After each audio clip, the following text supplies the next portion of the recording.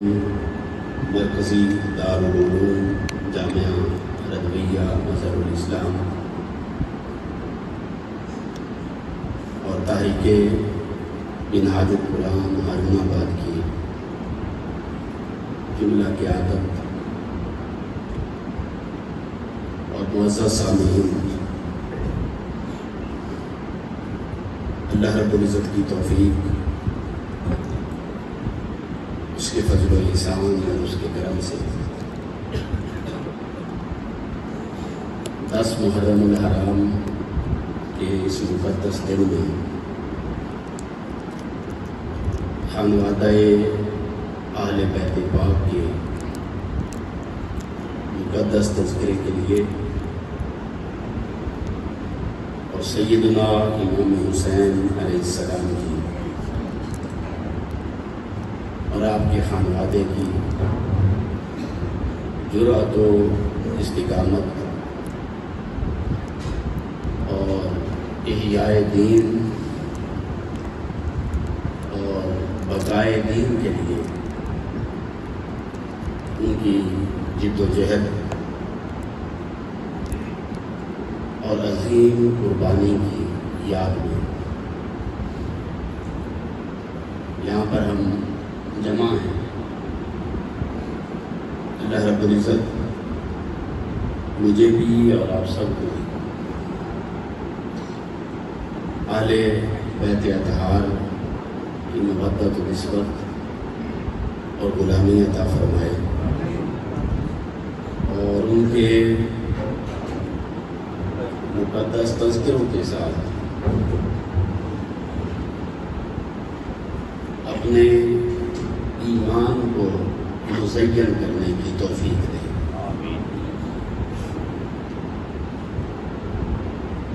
اس اعتبار سے منہاج القرآن ہارون آباد مبارکباد کی مستحق ہے کہ آج اس دور فتن میں جب بالعموم لوگوں کے فکر مقدر ہو رہے ہیں اور بدلا رہے ہیں اور اہل بیت پاک کی عظمت و شرف اور ان کی فضیلت کو، ان کی نسبت اور تعلق کو اٹھا کر کچھ خاص لوگوں کے کھاتے میں ڈالا جا رہا ہے، سپرد کیا جا رہا ہے اور اہل بیت پاک کے نام لباؤں پر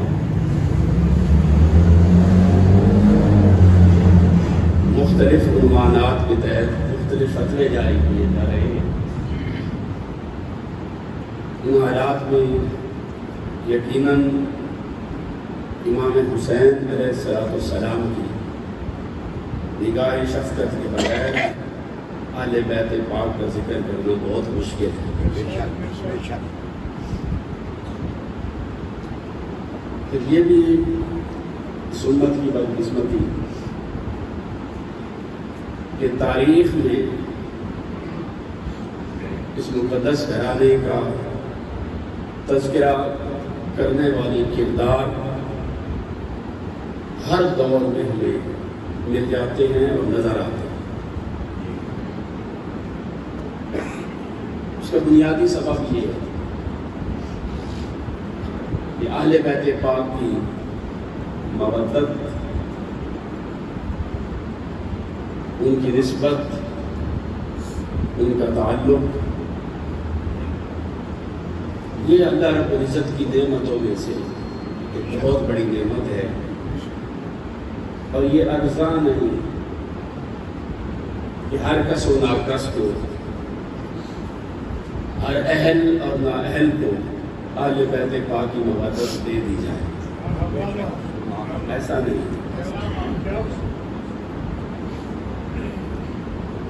یہ نعمت اللہ رب العزت صرف ان لوگوں کو عطا فرماتا ہے جن کو طہارت باطنی نصیب ہو جاتی ہے۔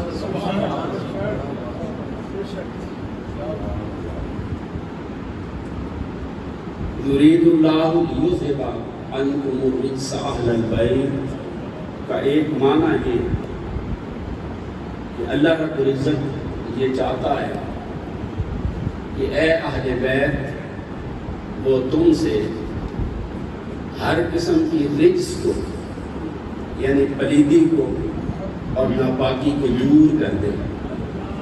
یہ قرآن کی آیت ہے. تو جہاں رجس ہوگا، پلیدی ہوگی، ناپاکی ہوگی، ایسے افراد کے لیے اہل بیت پاک کے قریب آنا ممکن ہی نہیں. سوال یہ ہے کہ وہ دور ہوتے اہل بیت پاک سے؟ اللہ پاک فرماتا نہیں، وہ دور نہیں ہوتے. یرید اللہ لیذھب عنکم الرجس، اللہ دور کر دیتا ہے رجس کو، ناپاکی کو، بدعقیدگی کو، کفر کو، شرک کو، گمراہی کو اہل بیت پاک سے دور کر دیتا ہے. اب اس کی تو اپنی تفصیلات ہیں، چیزوں کے اندر رجس کیا ہے اور عقیدوں کے اندر رجس کیا ہے، ادھر تو میں نہیں جاتا. پر اتنا طے کر دیا قرآن مجید نے کہ اہل بیت پاک کی مودت، ان کی نسبت اور ان کا تعلق، یہ اللہ رب العزت پاک باطن لوگوں کو عطا فرماتا ہے. سبحان اللہ.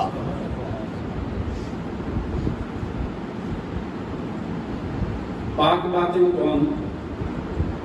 جن کا عقیدہ و عمل سیدنا امام حسین علیہ السلام کی عقیدہ و عمل جیسا ہے. جو منحرف ہے ان کے عقیدے سے یا ان کے عمل سے، وہ نام لے بھی لے مگر وہ ان کے فیض سے محروم رہے گا. تو فیض حسین اس شخص کو نصیب ہوگا جو ظاہراً بھی اور باطناً بھی طاہر بھی ہوگا اور مطہر بھی پاک ہوگا اور اس کی نگاہ پاک کرنے کی صلاحیت رکھتی ہے. بہرحال آج کی گفتگو کے لیے میں نے سورہ رعد کی آیت نمبر 39 کے مقدس الفاظ آپ کے سامنے تلاوت کی ہے. آج کا دن تاریخ انسانی کا بڑا اہم دن ہے.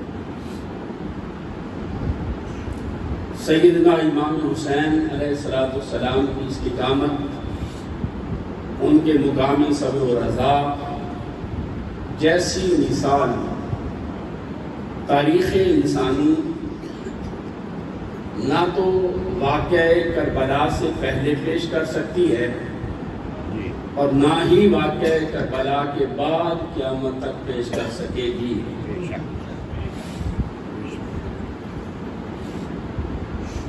یہ ایک عجیب داستان عظیمت ہے. امام پاک امام حسین علیہ السلام نے یہ جو قربانی دی ہے 10 محرم الحرام کو، یہ قربانی یوں ہی نہیں دے دی گئی. اس کے پیچھے ایک پورا فلسفہ تھا.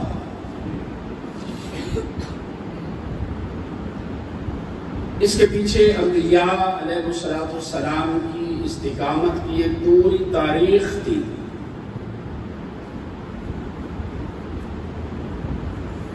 اور آج کربلا کے میدان میں اس درس استقامت کی آزمائش تھی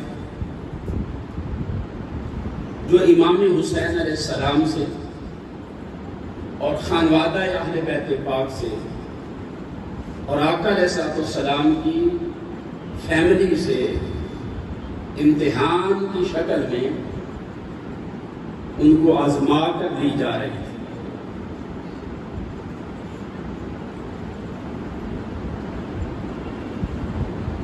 اب یہ اتنا بڑا سانحہ کیوں ہوا؟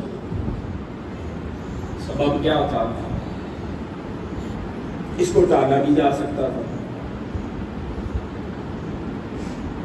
اس کو روکا بھی جا سکتا تھا، اور خود سرکار دو عالم صلی اللہ علیہ وآلہ وسلم اللہ رب العزت کی بارگاہ میں اس مقام استجابت پر فائز تھے کہ جہاں پر آپ کے ہاتھ اگر اٹھ جاتے تو امام حسین علیہ السلام کی یہ شہادت ٹل جاتی۔ حضور دعا کر دیتے، جب فرشتے نے آ کر خبر دی آقا علیہ السلام کو امام حسین علیہ السلام کے بچپن میں، حضور دعا کر دیتے ہیں نہیں باری تعالیٰ تو میرے نواسے کو اس آزمائش سے بچا دے۔ کیا وہ دعا قبول ہوتی یا نہ ہوتی؟ قبول ہو جاتی۔ جب بچپن میں حضور بتا رہے ہیں کہ میرے اس نواسے کو کربلا کی سرزمین میں شہید کر دیا جائے گا، اور آقا علیہ السلام رو بھی رہے ہیں، چشمان مقدس میں آنسو بھی ہیں، اور ان کے ساتھ محبت بھی بہت ہے، پیار بھی بہت ہے، ان کو چومتے بھی ہیں، ان کو سونگتے بھی ہیں، ان کی خاطر سجدے بھی طویل کرتے ہیں، اپنے کندھوں پر سوار بھی کرتے ہیں۔ اتنی زیادہ محبت ہے ان کے ساتھ اور اٹیچمنٹ ہے۔ اگر چاہتے تو اللہ رب العزت کی بارگاہ میں دعا کرتے کہ نہیں میرے مولا، یہ جو مجھے جبرائیل نے علیہ السلام امام حسین کی شہادت کی خبر دی ہے، میرے مولا تو اس کو ٹال دے، ان کی شہادت کو عام زندگی میں بدل دے۔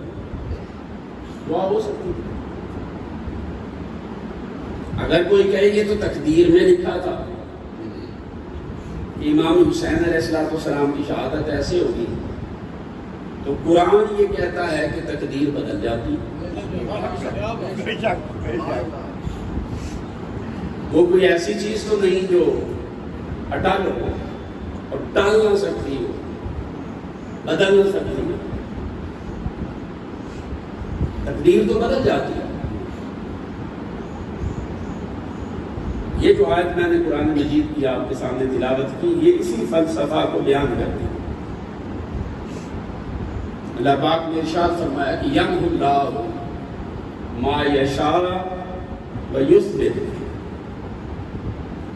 کہ اللہ رب العزت محو کر دیتا، یمحو اللہ، اللہ پاک مٹا دیتا، محو کر دیتا۔ تقدیر لکھی ہو تو لکھی ہوئی تقدیر کو مٹا دیتا۔ یمحو اللہ ما یشاء، جس کی چاہتا ہے اس کی لکھی ہوئی تقدیر کو مٹا دیتا، ویثبت، اور مٹانے کے بعد جس طرح چاہے دوبارہ لکھ دیتا۔ تو تقدیر مٹاتا بھی ہے اور مٹانے کے بعد دوبارہ لکھتا بھی ہے۔ کیوں؟ اللہ رب العزت ایسا کیوں کرتا؟ کیا وہ تقدیر اس لیے مٹا رہا ہے کہ پہلے اللہ رب العزت سے تقدیر لکھنے میں کوئی غلطی ہو گئی تھی؟ بولے کیا اس کا احتمال ہوا ہے؟ کیا یہ ممکن ہے کہ اللہ رب العزت خطا کر دے تقدیر لکھنے میں؟ اس نے تو درست لکھی، اس کا ہر فیصلہ درست ہے، غلطی سے، خطا سے اور امکان خطا سے پاک ہے۔ خطا بھی نہیں اور امکان خطا بھی نہیں۔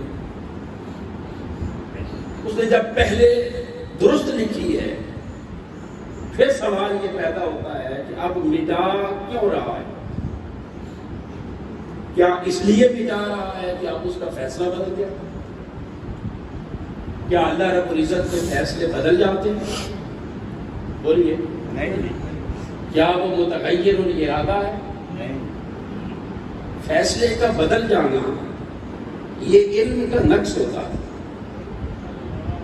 علم کی کمزوری ہوگی. آپ فیصلہ کرتے ہیں مثلا کہ میں کل یا پرسوں یا فلان ڈیٹ کو یا اپنا یہ کام کروں. آپ کو ذمہ دار ہے کہ آپ فیصلہ کرتے ہیں میں کل ہل چلاؤں گا, فلان فصل کاشت کروں گا, پورا فیصلہ کر لیا آپ نے, سپورٹ کے یہ کروں گا, سپورٹ سے تو بارش ہو رہی تھی, آپ کا فیصلہ بدل گیا. کیوں بدلا؟ کہ جب آپ فیصلہ کر رہے تھے آپ کو آنے والی گھڑیوں کا علم نہیں تھا. اگر علم کامل ہوتا تو فیصلہ کرتے ہوئے آپ اس چیز کا لحاظ کرتے. فیصلہ بدلنے کا مطلب ہی یہ ہے کہ آپ نے جو پہلے آپ کے پاس میکسیمم سورسز تھے علم کے, معلومات کے, ان کو یوٹیلائز کیا, استعمال کیا اور کوئی ڈیسیژن لے لیا, فیصلہ کر لیا.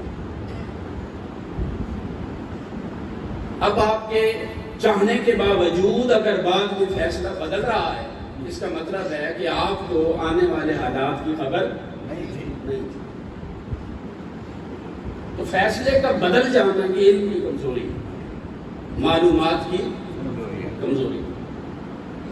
اب اللہ پاک فرماتا ہے یمحو اللہ ما یشاء ویثبت, اللہ رب العزت جس کی چاہے اس کی تقدیر کو مٹا دیتا ہے اور دوبارہ لکھ بھی دیتا ہے. باری تعالیٰ ایسا کیوں کرتا ہے؟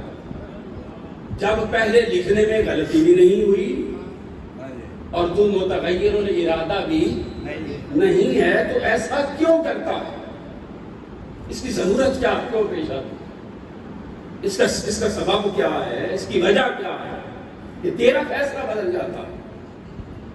اللہ پاک فرماتا ہے لوگوں میں فیصلہ اس لیے نہیں بدلتا کہ پہلے مجھ سے لکھنے میں غلطی ہو گئی تھی, اور اس لیے بھی نہیں بدلتا کہ میرا ارادہ بدل گیا. میں نے لکھا تھا تو درست لکھا تھا, اور اب مٹاتا ہوں تو یہ بھی درست ہے.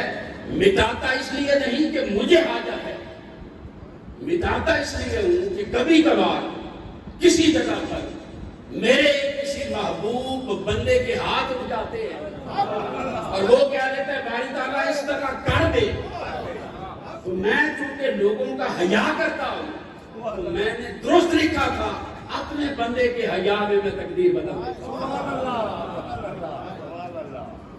تقدیر بدل جاتی, ایسی چیز نہیں ہے کہ بدل نہ سکتی.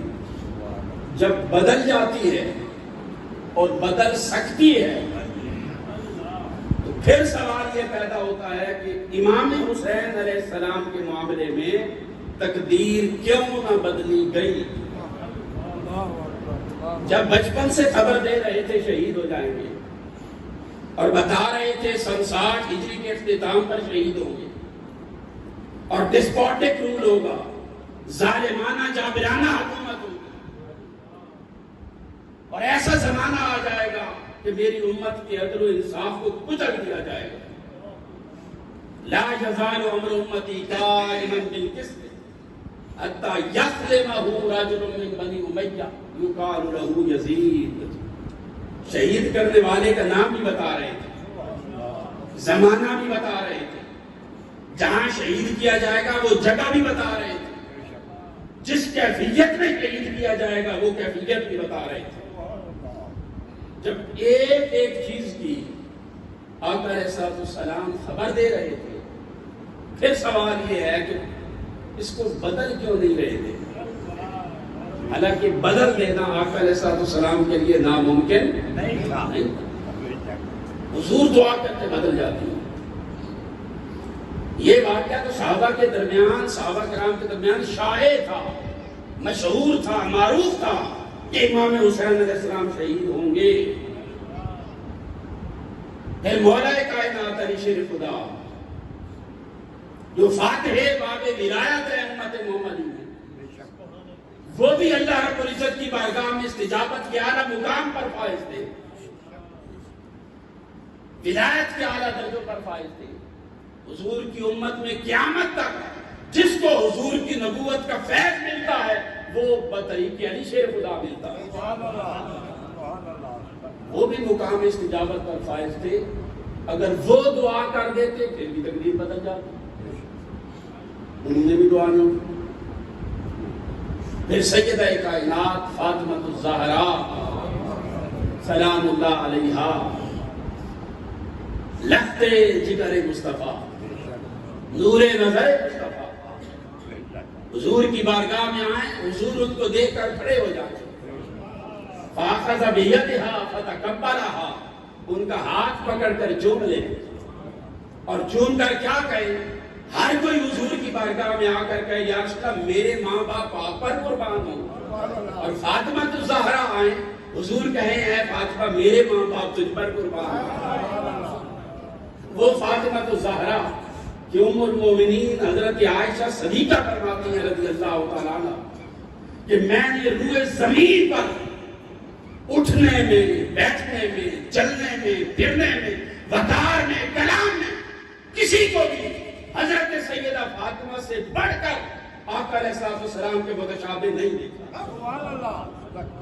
وہ کلام کرتی یوں لگتا جیسے حضور بول رہے ہیں، ان کے چلنے کا وقار ایسے تھا جیسے حضور چلتے، ان کا اٹھنا بیٹھنا حضور جیسا تھا، ان کی استجابت، ان کی بندگی، ان کا تقوی، ان کی طہارت، اللہ رب العزت کی بارگاہ میں ان کی قبولیت کا درجہ کہ جبرائیل امین جیسے برگزیدہ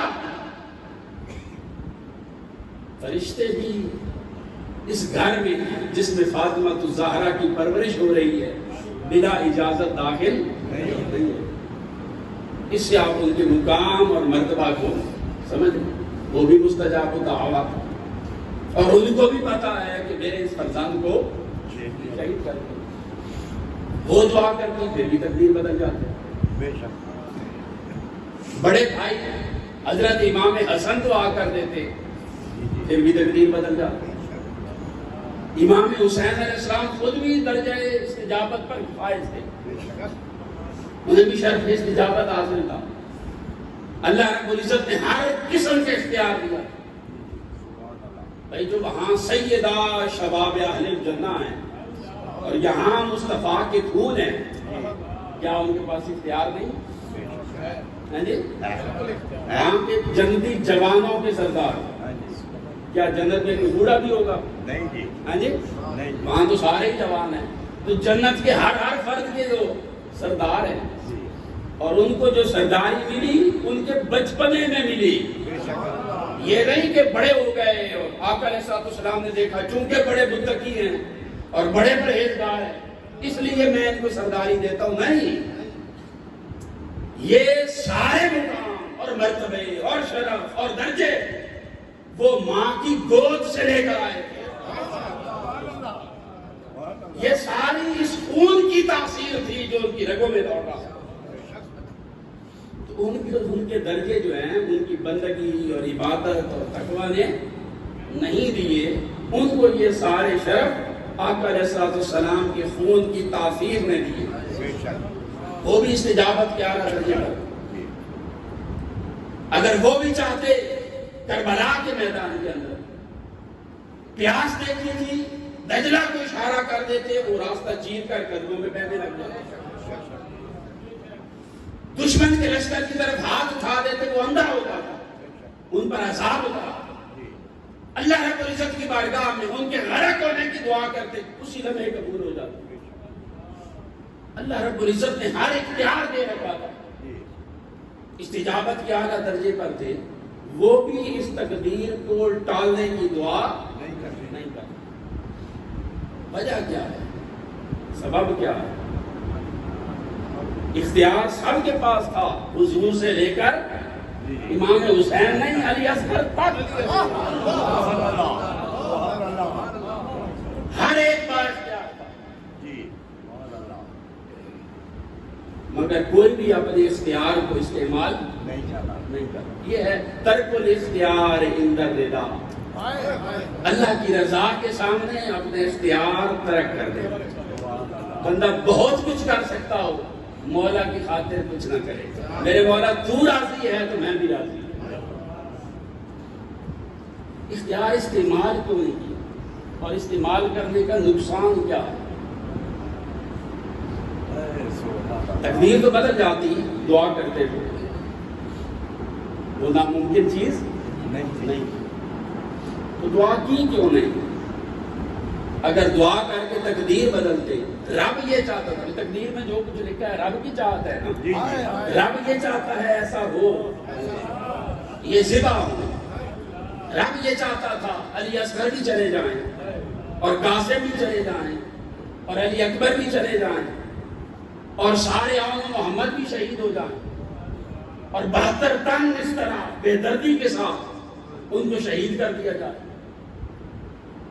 اور اس سارے کے سارے منظر کو اور قیامت صغریٰ کو اللہ رب العزت دیکھنا چاہتا تھا کہ یہ بابا ہو اور امام حسین کی نگاہوں کے سامنے بابا ہو، اور چھوٹے بچے کے حلق سے تیر اتارتے ہوئے میں دیکھنا چاہتا ہوں کہ دل میں امن کی کیفیت کیا ہے۔ اللہ پاک وہ دیکھنا چاہتا ہے، دل کی کیفیت کیا ہے، کیا تذبذب آ رہا ہے یا استقامت کے ساتھ ڈٹے ہوئے ہیں کہ میرے مولا اگر تیرا فیصلہ یہ ہے تو حسین اس پر بھی راضی ہو۔ کیا کہا امام حسین علیہ السلام نے جب علی اصغر کی حلق سے تیر نکالا تھا اور خون آسمان کی طرف اچھالا تھا کہ میرے مولا اگر تو یہ چاہتا ہے تو میں اس پر بھی راضی ہوں۔ یہ وہ مقام استقامت ہے، دعا ہو جاتی، اس مقام استقامت سے نیچے اتر آتا، تقدیر بدل جاتی، اور تقدیر میں نے کہا یہ تو ورا اور ورا معاملہ ہے۔ حضور علیہ الصلوۃ والسلام کی امت کی عام چھوٹے موٹے غلام بھی تقدیر کو بدل دیتے ہیں۔ امام یوسف بن اسماعیل نبہانی نے جامع کرامات اولیاء میں ایک واقعہ بیان کیا، حضرت شیخ احمد شربینی رحمۃ اللہ علیہ، جامع کرامات اولیاء، بڑی پیاری کتاب ہے۔ اس میں انہوں نے لکھا، یہ ولی اللہ تھے اور بڑے اللہ والے اور اللہ رب العزت کی بارگاہ کی حضوری والے تھے، شیخ احمد شربینی رحمۃ اللہ علیہ، اور ان کی کیفیت یہ ہوتی کہ ہر وقت اللہ رب العزت کی بارگاہ میں متوجہ رہے، اسی کی بارگاہ میں ہر وقت مصلی پر عبادت میں، اولاد نہیں تھی۔ آخری عمر میں جا کر اللہ رب العزت نے ان کو ایک بیٹا عطا کیا، فرزند۔ ان کا بیٹا تھوڑا بڑا ہو گیا، 1.5 سال 2 سال کا ہو گیا، تھوڑا بہت چلنے لگ گیا، تھوڑی باتیں کرنے لگ گیا۔ وہ بچہ بیمار ہوا،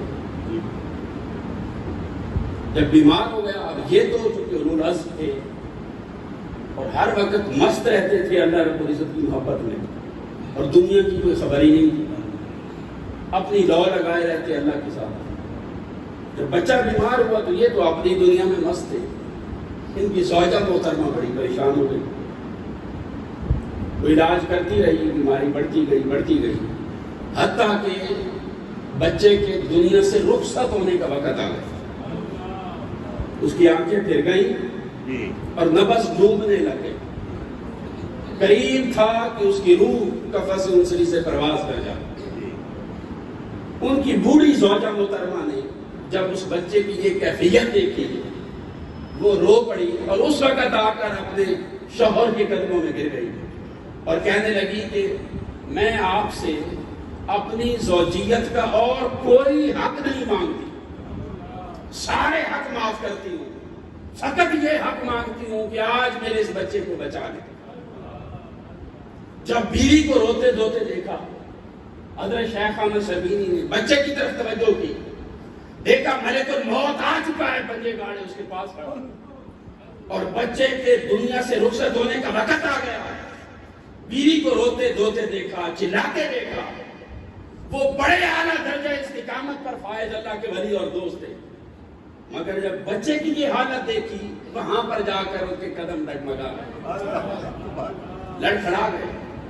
بچے کی حالت دیکھ کر کہنے لگے، یا ملک الموت ارجع الی ربک ان حکم موت ہی قد گزر، کہنے لگے اے ملک الموت واپس پلٹ جا، اس کی موت کا حکم منسوخ ہو چکا۔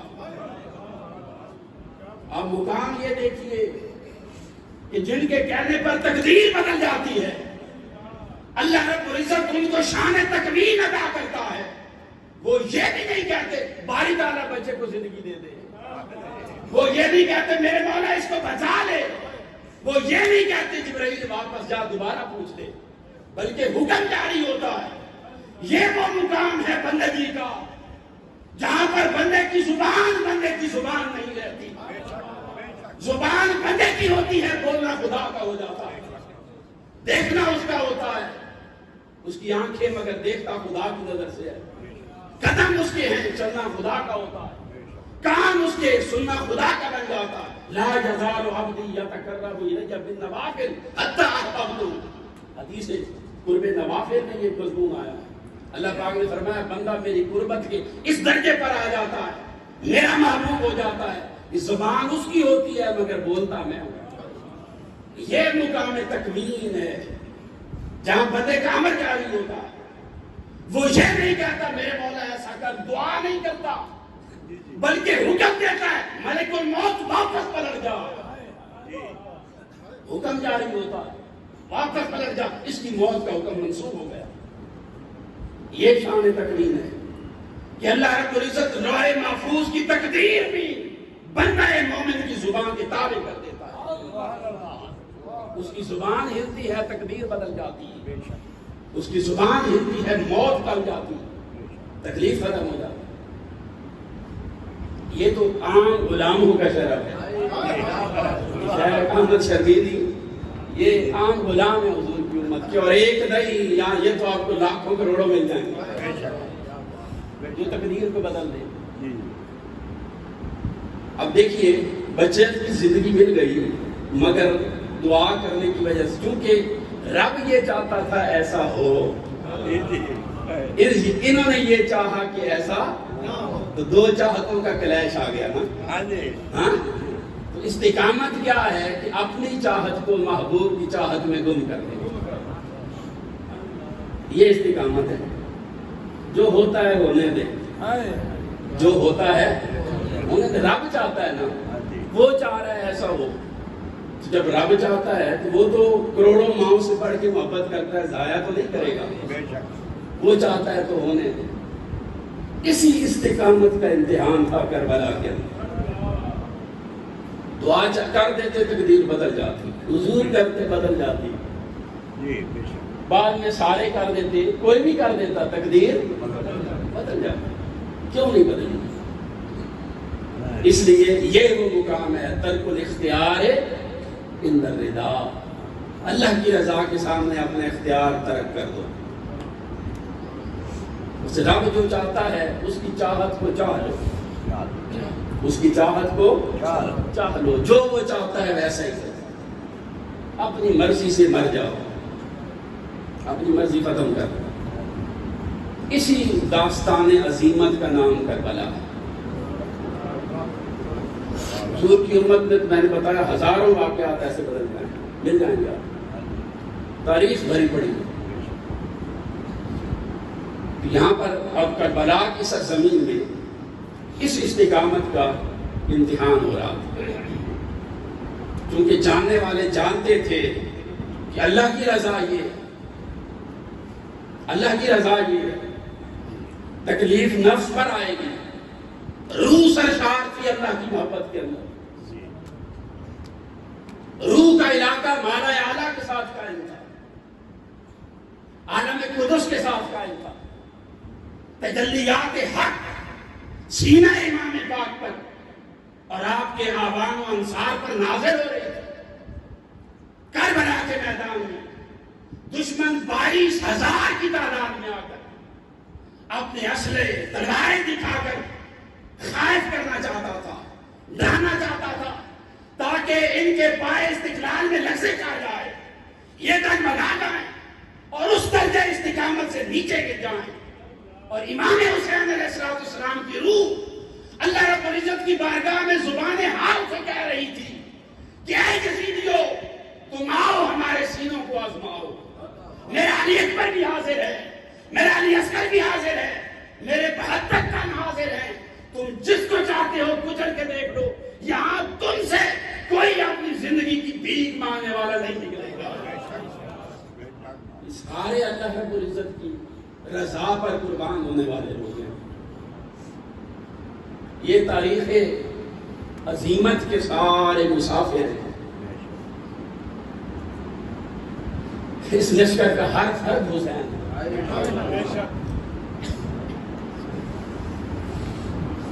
دعا نہیں کی امام حسین علیہ السلام تڑپے. اور آپ یہ دیکھیے کہ کربلا کے اندر آپ جس قسم کی ابتلا کا تصور کر سکتے ہیں وہ ہر ابتلا یہاں موجود ہے. ہر ابتلا مسافری بھی ہے, پردیسی ہے. مسافروں کے قرآن نے تو بڑے حقوق بیان کیے اور انہیں پتہ ہے کہ ہمارے حقوق ہیں. پھر بڑے بھی ہیں, چھوٹے ہیں, گھر کی خواتین ہیں.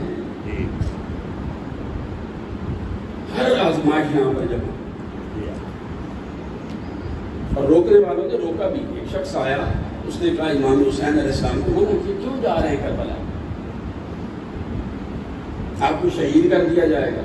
کوفے والے لوگوں کی نظریں پھر چکی ہیں, ان کے دل آپ کے ساتھ اور تلواریں یزید کے ساتھ. وہ آپ سے دغا کر چکے ہیں, آپ کو شہید کر دیا جائے گا, رک جائیں. اب یہ دیکھیے مقام استقامت امام حسین علیہ السلام. آپ نے ایک شعر پڑھا امام حسین علیہ السلام نے. یہ شعر ایک صحابی کا تھا. اس صحابی کو, وہ صحابی تھا اور اس کا بھائی کافر تھا. جنگ پر جا رہے تھے تو جنگ پر جاتے ہوئے اس صحابی کو اس کے بھائی نے منع کیا. کافر تھے, جو کافر بھائی تھا, اس نے منع کیا کہ مت جاؤ جنگ پر, مارے جاؤ گے. اس صحابی نے ایک شعر پڑھا. امام حسین علیہ السلام نے جب منع کیا گیا, آپ نے جواب میں اس شخص کے سامنے یہ شعر پڑھا. شعر کیا تھا؟ سامدی وما بالموت عار للفتى اذا ما نوا حقا وجاهد مسلما ان مت لم ارم وان عشت لم اندم کفا بک ذلا ان تعیش وترغما. فرماتے تو مجھے منع کرتا ہے میں نہ جاؤں, میں تو جاؤں گا. سامدی, تو مجھے موت سے ڈراتا ہے کہ مارے جاؤ گے, خانوادہ شہید ہو جائے گا. وہ فرماتے ہیں سامدی وما بالموت عار للفتى, جوان موت سے کب ڈرتے ہیں, جوان موت سے کب ڈرتے ہیں. ان مت لم الم, اگر میں مر گیا مجھے درد نہیں ہوگی. اگر میں مر گیا تو مجھے درد نہیں ہوگی کہ شہید کو درد نہیں ہوگی, مجھے تکلیف نہیں ہوگی, پریشانی نہیں. بَإِذْ عِشْتُ لَمْ أَنْدَمْ, اور اگر میں زندہ رہا تو مجھے زندگی بھر کبھی ندامت نہیں ہوگی. حق کی خاطر کاش میں یوں کر دیتا. یہ کاش کاش کے جب خیال آئے گا تو کبھی زندگی بھر ندامت نہیں ہوگی کہ اے حسین تو نے کاش کا کبھی موقع ہی نہیں پیدا ہونے دیا. تو عظیمت کا مسافر تھا. اگر میں زندہ رہا مجھے ندامت نہیں ہوگی. اس کو پھر کہنے لگے کفا بک ذلا ان تعیش وترغما. ہم زندہ رہیں تب بھی اعزاز والے اور شہید ہو جائیں تب بھی اعزاز والے. تو زندہ رہے پھر بھی ذلیل, اور مر جائے تو پھر بھی ذلیل.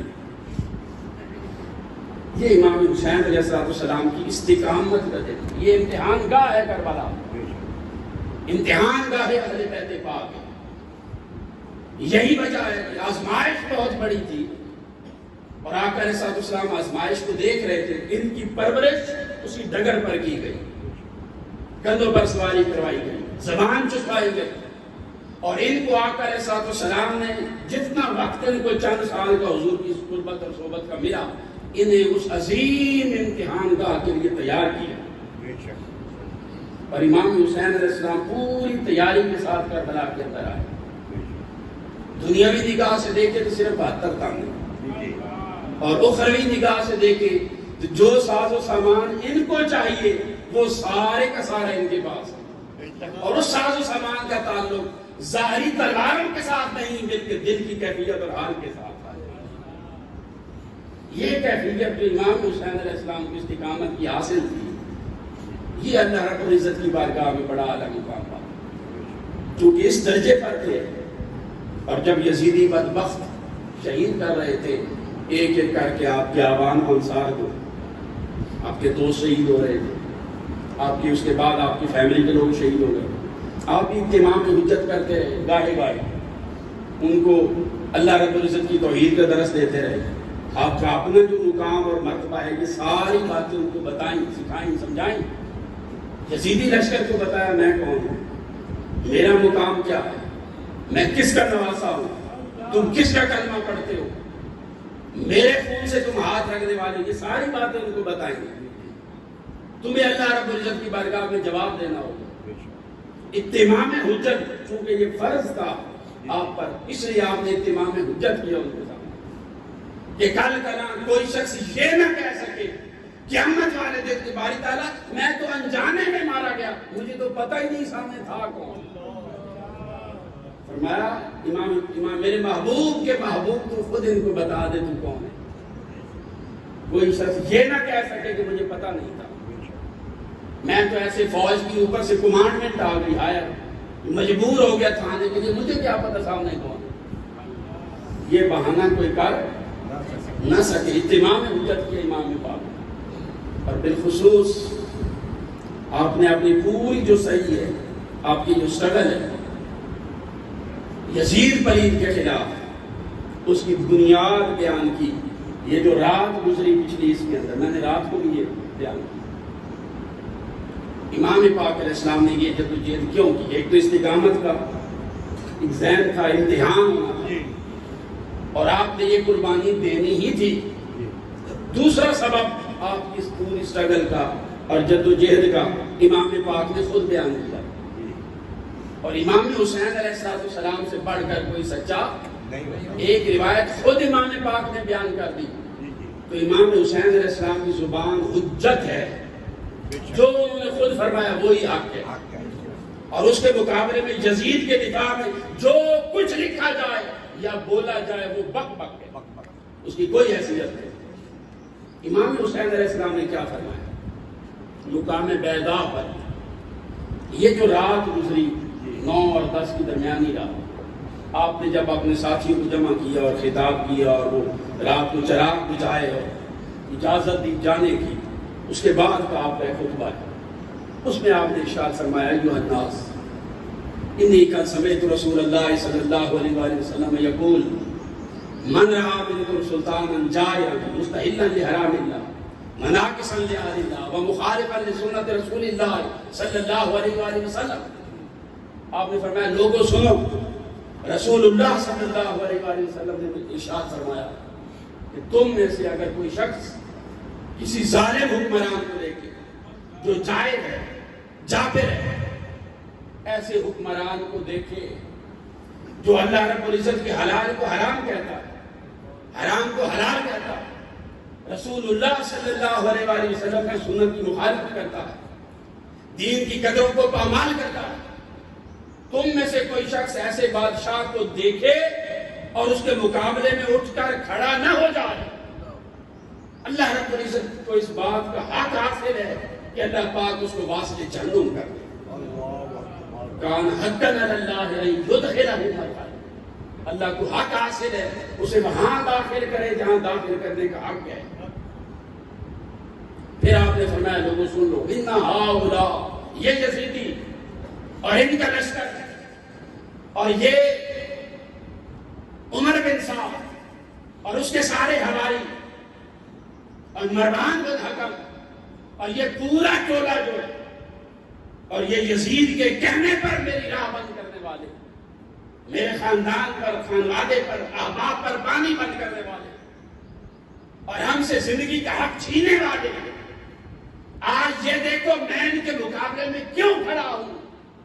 امام حسین علیہ السلام فرما رہے ہیں میں اس لیے کھڑا ہوں، ان ہؤلاء قد لازموا طاعت الشیطان، انہوں نے شیطان کی اطاعت اپنے اوپر لازم کر لی، وترکوا طاعت الرحمن، اور انہوں نے اللہ رب العزت کی اطاعت کو ترک کر دیا، وعطلوا الحدود، دین کی قائم کردہ حدود کو معطل کر دیا، اللہ کی حلال کو حرام اور حرام کو حلال کہہ رہے ہیں. اور میں وہ شخص ہوں جس نے رسول اللہ صلی اللہ علیہ وسلم کی زبان چوسی.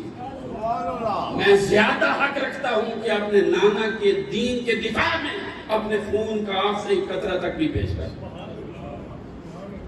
امام حسین علیہ السلام اس مشن کے ساتھ یزید کے مقابلے میں آئے. ایک تو سبب وہ مقام صبر و رضا کا امتحان تھا، اور دوسرا سبب واقعہ کربلا کا دین اسلام کی قدروں کا دفاع تھا. دین نے کہا تھا یزید ظالم تھا، شرابی تھا، فاسق تھا، فاجر تھا، وہ دین کا مذاق اڑاتا تھا.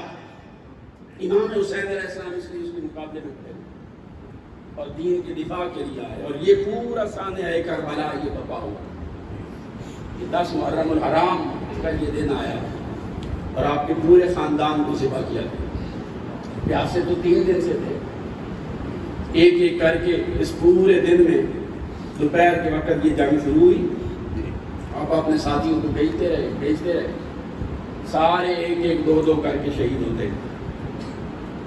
اور آپ کے اعوان و انصار میں سے، دوست احباب میں سے، لشکریوں میں سے کوئی بھی باقی نہیں بچا. ایک شخص کو یزیدی لشکر میں سے اللہ رب العزت نے ہدایت دے دی، عرب بن ریاح، جس نے راستہ روکا تھا آپ کا یہاں پر آتے ہوئے، اس کو اللہ پاک نے ہدایت دے دی اور وہ بھی آپ پر قربان ہو. پھر آپ کا خانوادے کی باری آئی. ظہر کی نماز کے بعد آپ کے بڑے بیٹے حضرت علی اکبر یہ 18 سال کا نوجوان، وہ آپ کے بارگاہ میں حاضر ہوئے. عرض کرنے لگے کہ ابا جان، سارے ہمارے آبان و انصار شہید ہو گئے. اب میں چاہتا ہوں کہ میں بھی داد شجاعت دوں اور آپ کی نگاہوں کے سامنے جام شہادت نوش کروں. امام حسین علیہ السلام نے فرمایا کہ یہ لوگ میرے خون کے پیاسے ہیں، تو آپ نہ جاؤ، میں جاتا ہوں. مجھے شہید کریں گے، یہ ٹھنڈے ہو جائیں. انہوں نے کہا کہ میں کل قیامت والے دن نانا جان کو کیا منہ دکھاؤں گا. جوان بیٹا موجود ہے اور بوڑھا باپ میدان جنگ میں جا رہا ہے. اب جذبہ دیکھیے خاندان کا کیا. یہ نہیں کہہ رہے موت ہے میں مر جاؤں گا، یوں ہو جائے گا، نہیں، قربانی کا جذبہ. اور سبب میں نے بیان کر دیا، ہر پیکر اس میں حسین، اس کی کامت ہے. پیر کیف امام حسین علیہ السلام کے فرزند گراو نے ان کو خود بھیجا، اور وہ جوان تھا. کسی یزیدی میں جرأت نہیں تھی کہ ان کے مقابلے میں آ کر 1 بائی 1 ان کے ساتھ مقابلہ کر سکے. شروع میں 1-2 آئے، آپ نے واسطے جانوں کر بعد میں دور سے وار کرتے تھے. گرد اٹھ رہی تھی، امام حسین علیہ السلام کو سمجھ تو نہیں آ رہی تھی. تو اتنا پتہ چلتا تھا کہ جب سارے آگے بھاگ رہے ہیں، جان جاتے تھے کہ پیچھے فرزند حسین ہی، اور کون ہو سکتا. بہرکیف پھر وہ بھی شہید ہو گئے. اور ظاہر ہے کسی ایک شخص میں سے جرأت نہیں تھی کہ ان کا مقابلہ کرتا. سب نے مل کر ان کے اوپر وار کیا، اٹیک کیا، تیر اور نیزے برسائے. وہ شہید ہونے کے قریب تھے. جب گھوڑی سے نیچے گرنے لگے، اس وقت انہوں نے اپنے ابا جان کو پکارا، امام حسین علیہ السلام، فادرکنی یا بتا، ابا جان مجھے سنبھالیے. امام حسین علیہ السلام میدان میں آئے، بیٹے کو تلاش کیا. اس کی روح قفس انسری سے پرواز کرنے کے قریب تھی، پورا جسم زخمی. انہوں نے آنکھیں کھولی، گود میں سر رکھا. بیٹے نے کہا میری یہ خواہش تھی جب میری روح قفس انسری سے نکلے میری نگاہیں آپ کے رخ اقدس پر، آپ کی گود میں آپ کے فرزند اکبر نے شہادت حاصل. 56 برس یا 57 برس عمر تھی امام حسین علیہ السلام. آپ کی داڑھی کے بال سفید نہیں تھے.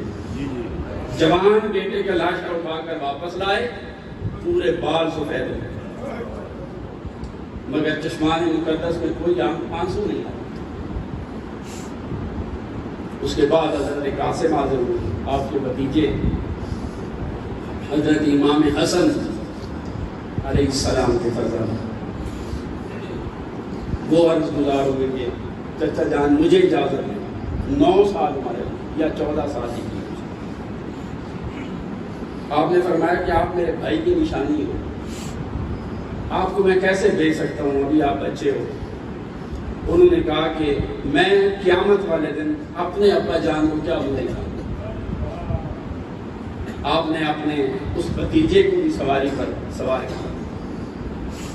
یزیدی لشکر کا ایک شخص ہے حسین بن نمیری, وہ کہتا ہے کہ ہم نے جھک لخت دیکھا کہ میدان جنگ میں گھوڑے کے اوپر ایک شخص, ایک بچہ ظاہر ہوا. اس کے جوتے کے تسمے بھی ٹوٹے ہوئے تھے. یہ حالت ہو گئی تھی اہل بیت کے افراد کی. اور اس نے آ کر پکارا کون مقابلہ کرے گا. بدبختوں نے ان کے اوپر بھی اجتماعی طور پر مل کر حملہ کیا اور ان کو بھی شہید کر دیا. پھر حضرت علی اصغر وہ خیمے میں تھے, امام حسین علیہ السلام خیمے میں گئے, بچے کو اٹھایا, پیار کیا, گھر والوں کو نصیحت دی. اپنی بہن حضرت زینب کو فرمایا کہ اے خاہر جان من تورا سوگند دادا. یہ اہل تشیع کی شیخ فؤاد کی کتاب, میں اس سے پڑھ رہا ہوں. اے میری بہن, میں تجھے قسم دیتا ہوں اور تیرے لیے میری قسم کو پورا کرنا واجب ہے. تیرے سامنے ابھی مجھے شہید کر دیا جائے گا.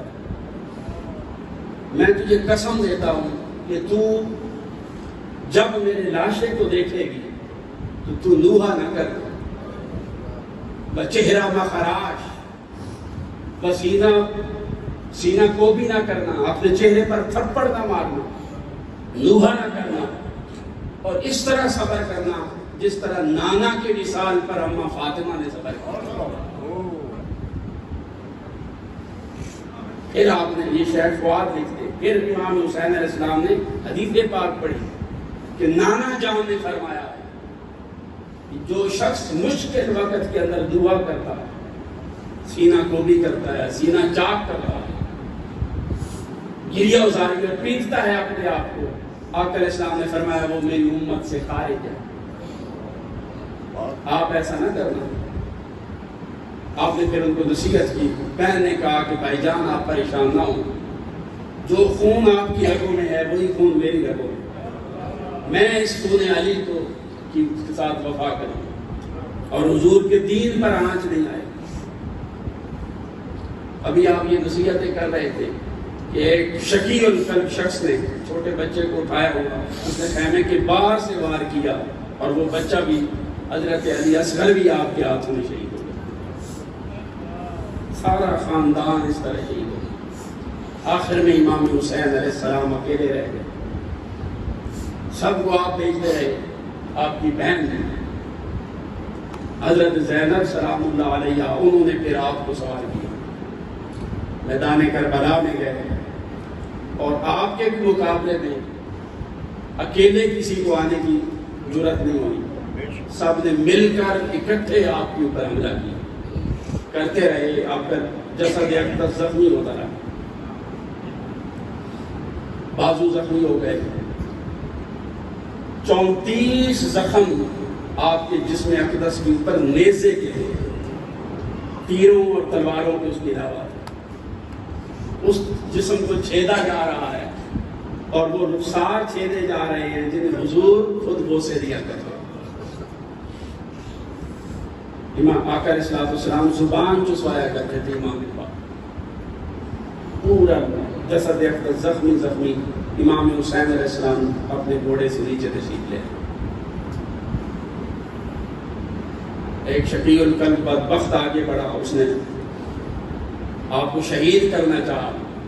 امام حسین علیہ السلام نے فرمایا ذرا رک جا, تو ذرا مجھے اپنے سینے سے کپڑا ہٹا کر دکھا. اس نے کپڑا ہٹایا تو آپ نے فرمایا, اس کے وہاں پر سفید نشان تھے. آپ نے فرمایا سچ کہا تھا نانا جان کہ تجھے جسم پر سفید نشانے والا ایک کتا آ کر شہید کرے گا. آپ پہ جسد اقدس شہید کر دیا گیا، گردن کاٹ دی گئی اور آپ کے جسد مبارک پر گھوڑے دوڑائے گئے۔ میں نے عرض کیا تھا کہ ہر قسم کا کرب جو ہے وہ یہاں کربلا میں آپ کو ملتا ہے۔ گھوڑے دوڑائے جائے، پسلیاں توڑ دی گئی، ہڈیاں توڑ دی گئی، سر اقدس نیزے پر لگا دیا۔ ہر کرب، ہر تکلیف امام حسین علیہ السلام اور آپ کے خانوادے پر کربلا میں آئی۔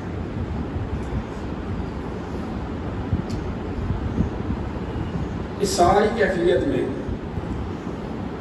آپ کی روح بہت زیادہ سرشار تھی، کیونکہ اس امتحان گاہ میں جب آپ امتحان دے رہے تھے خود سرکار دو عالم صلی اللہ علیہ وسلم موجود تھے، ربوبیت ایزدی یہاں دیکھ رہی تھی، آج ملائکہ یہاں دیکھ رہے تھے جن ملائکہ نے کہا تھا کہ باری تعالیٰ تو اس آدم کو کیوں خلیفہ بنا رہا ہے؟ اللہ پاک نے فرمایا تھا بہت کچھ ایسا ہے جسے میں جانتا ہوں تم نہیں جانتا۔ انی یعلم ما لا تعلمون۔ آج فرشتے بھی حیرت زدہ تھے یہاں پر، یہ کیا تاریخ لکھی جا رہی، یہ وہ نفوس قدسیہ ہیں، ان کے پاس ہر اختیار ہے اور یہ اپنی آئی ٹال سکتے ہیں، مگر مولا کی رضا کی خاطر یہ قربان ہو رہے ہیں۔ آقا علیہ السلام موجود ہے، حضرت عبداللہ ابن عباس کہتے ہیں، حضرت سلمہ روایت کرتی ہے کہ 10 محرم الحرام زور کی نماز کے کچھ دیر بعد میں حضرت ام سلمہ کے پاس گئی مدینہ طیبہ، میں نے دیکھا وہ بیٹھی ہوئی رو رہی تھی۔ میں نے ان سے پوچھا کہ اے ام المومنین ام سلمہ آپ کیوں رو رہی ہیں؟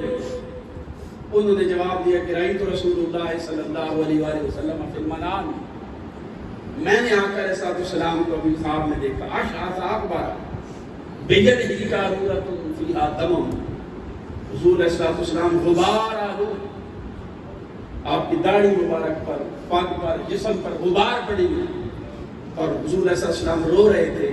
میں نے پوچھا یا رسول اللہ کیوں روتے؟ اور حضور کے ہاتھوں میں خون تھا۔ میں نے پوچھا یہ خون کیسا ہے؟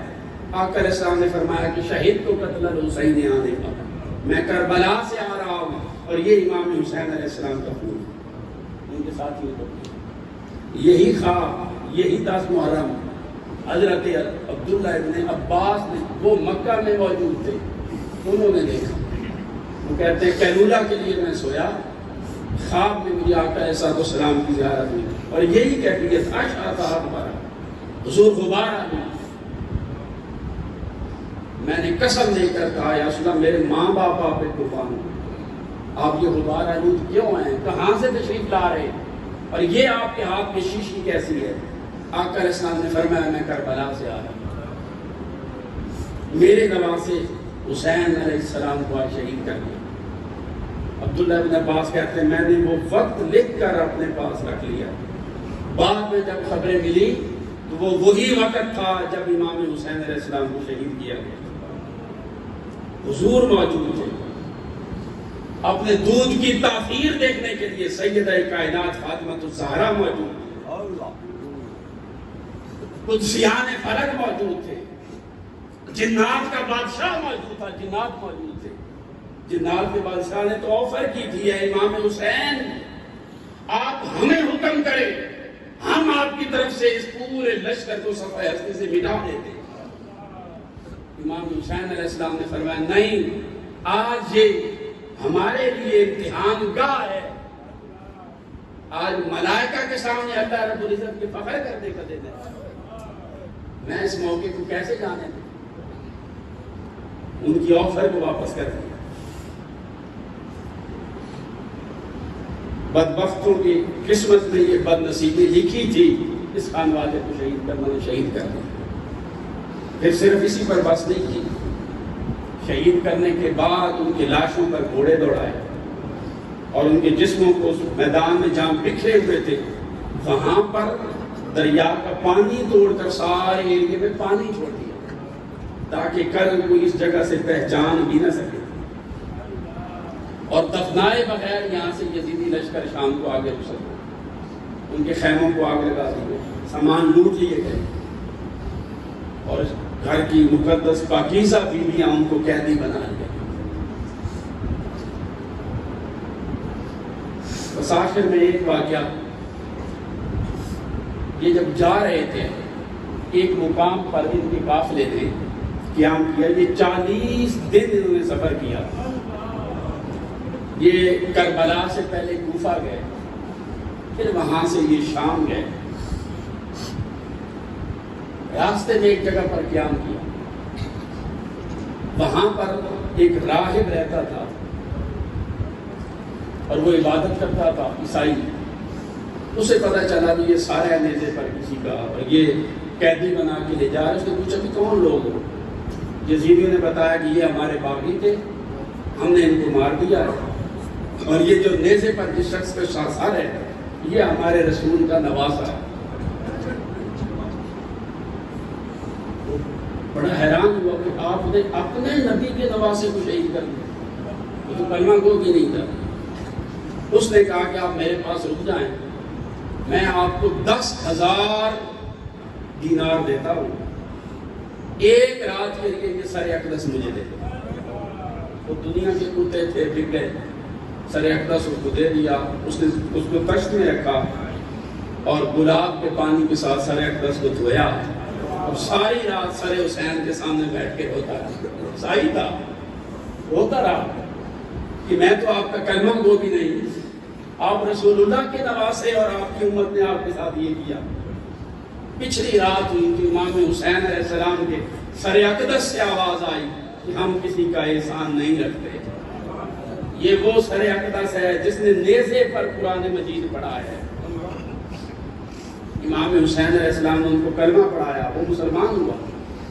صبح جب وہاں سے آگے چلنے لگے، یزیدی لشکر تیار ہو، اس نے کہا میں بھی ساتھ جاتا ہوں. تھوڑا آگے بڑھے تو ایک پہاڑی تھی بڑی، اس کے اوپر سنہرے الفاظ کے اندر ایک شعر لکھا ہوا نمودار ہوا. شعر تھا: اترجو امت قتلت حسینا شفاعت جدہ یوم الحساب.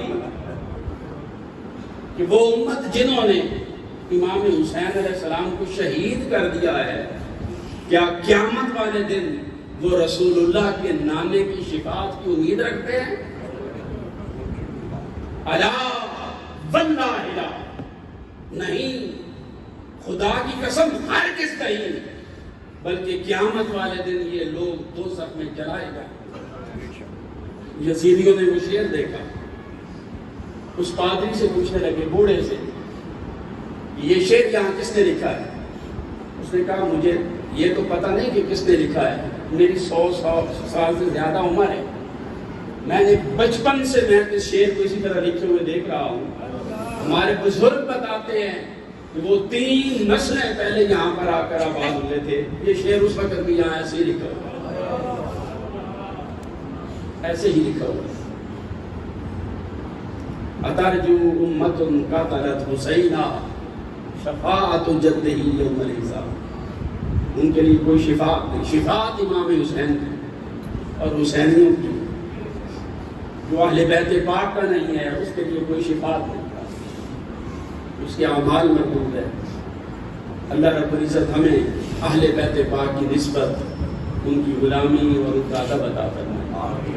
یہ دن بہت بڑا دن ہے، انسانی تاریخ کا بہت بڑا دن. یہ دن قیامت تک کے لیے امت مسلمہ اس دن پر امام حسین علیہ السلام کا اگر شکر ادا کرتی رہے تب ان کا حق ادا نہیں کر سکتا. یہ تجدید عہد وفا کریں،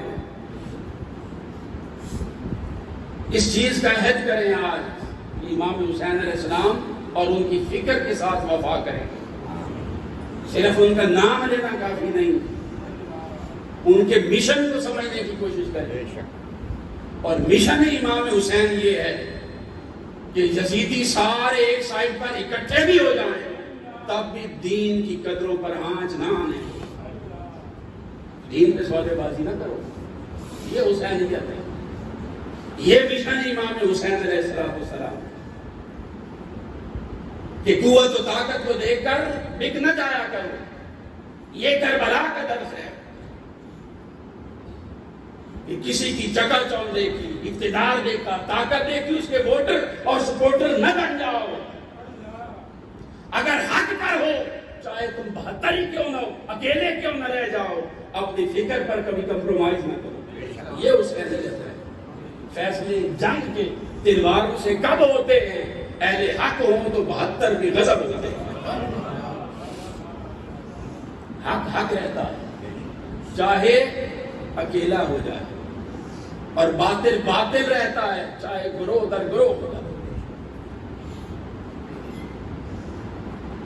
آج کی اس دن کا پیغام کیا ہے؟ 3 چیزیں کربلا کی درسگاہ سے ہمارے سامنے کھل کر آتی ہیں۔ دراصل 3 پیغام کربلا سے سامنے آتے ہیں، 3 سوچیں ابھر کر سامنے آتی ہیں کربلا سے۔ ایک سوچ حسینیت ہے، اور حسینیت کی سوچ یہ ہے کہ حق ہی طاقت ہے۔ دوسری سوچ یزیدیت ہے، اور یزیدیت یہ ہے کہ طاقت ہی حق ہے، طاقت ہی حق ہے۔ اور یہ کربلا تجدید کر رہا ہے دراصل ایک درس کی، جو اس سے پہلے تاریخ انبیاء میں لکھا جاتا رہا۔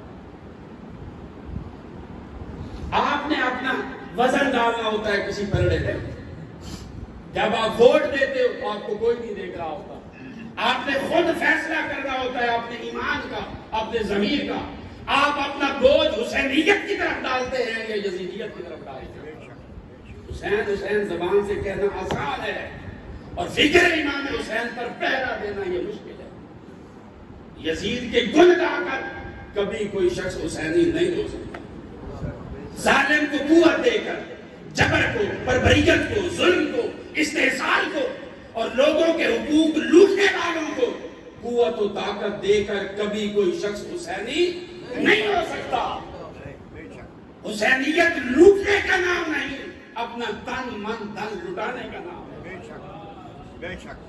یہ تو 2 کردار، ایک کردار حق ہے جو حسین کی طرف ہے ہر ایک سلام، اور ایک کردار باطل ہے جو یزید کی طرف ہے۔ یہ دونوں ازل سے برسر پیکار ہے، ستیزہ کار رہا ہے ازل سے تا امروز، چراغ مصطفی سے شرار دولا۔ یہ دونوں برسر پیکار ہے، ایک ان کے درمیان میں بھی کردار پڑا ہوا ہے، درمیان میں پڑا ہوا ہے، جو کبھی حسینی بنتا ہے، کبھی یزیدی بنتا ہے، جو حق والوں کو کہتا ہے ہم تمہارے ساتھ بھی ہیں، اور باطل کو کہتا ہے ہم تمہارے ساتھ ہیں، جو کہتا ہے کہ چمن والوں چمن میں یوں گزارا چاہیے کہ باغباں بھی خوش رہے، راضی رہے صیاد بھی، جو دونوں کو خوش رکھتا ہے، جو رحمان کو بھی خوش رکھنے کی کوشش کرتا ہے، شیطان کو بھی خوش رکھتا ہے، نمازیں ساری پڑھتا ہے تاکہ رب خوش ہو جائے، اور شیطان کے نظام کو جا کے طاقت بھی دیتا ہے تاکہ شیطان ناراض نہ ہوتا۔ یہ کوفے والوں کا کردار ہے۔ یہ درمیان میں یہ بھی ایک کردار ہے کہ کوفے والوں کے دل امام حسین علیہ السلام کے ساتھ تھے، مگر تلواریں یزید کے ساتھ تھیں۔ محبت امام حسین سے تھی، سپورٹر یزید کے تھے، ووٹر یزید کے تھے۔ حسین حسین کرنا آسان کام ہے؟ بولے نا، زبان سے میں اپنے حسینی ہوں کہنا آسان ہے، اپنے گریبان میں جھانک کر دیکھیں آپ حسینی ہیں یا یزیدی ہیں، آپ کا دل آپ کو فتویٰ دے گا۔ حضور نے فرمایا والفؤاد یفتی، آپ کا دل بھی فتویٰ دیتا ہے، اور وہ سب سے بہترین فتویٰ وہ ہوتا ہے۔ آپ حسینی یا یزیدی، اس کا فیصلہ کسی اور نے نہیں کرنا، اس کا فیصلہ آپ کی کردار اور عمل نے کرنا۔ یہاں جھانک کے دیکھ لیں، دودھ کا دودھ اور پانی کا پانی ہو جائے گا۔ آپ کیا ہیں بھائی؟ ہر بندہ کسی اور کو جانتا ہو یا نہ جانتا ہو، اپنے آپ کو تو جانتا ہے۔ بولے ہر بندہ اپنے آپ کو تو جانتا ہے، اپنی معرفت تو ہر ایک کو ہوتی ہے۔ اپنے گریبان میں جان کر، اپنے من میں ڈوب کر باجا سراغ زندگی۔ یہاں دیکھ تو کیا ہے؟ امام حسین علیہ السلام کا نام لیتا ہے، کیا تیرے کردار میں حسینیت ہے؟ اگر تیرے کردار میں حسینیت ہے اس کا مطلب ہے زندگی بھر تو کبھی یزید کا سپورٹر نہیں رہا ہو. بے شک. اگر تجھے پتا ہے کہ فلاں لوگ ظالم ہیں، اتنی بھائیاں لے چکے اور لوٹ رہے ہیں اور ملک سے باہر خزانے بنا چکے، ظالم بھی ہیں، قاتل بھی ہیں، فاسق بھی ہیں، شرابی بھی ہیں، فاجر بھی ہیں، یہ ساری باتیں جانتا، پھر کہتا نہیں جی برادری ساری ادھر ہے، میں کیا کروں؟ حیا کر، امام حسین کا نام لینا چھوڑ دے، ان کے مقدس نام کو اپنی پلیل زبان پر مت لے کر آ. اگر تیرے کردار میں امام حسین نہیں ہے، اپنے آپ کے ساتھ بھی دھوکہ نہ کر اور معاشرے کے ساتھ بھی دھوکہ نہ کر.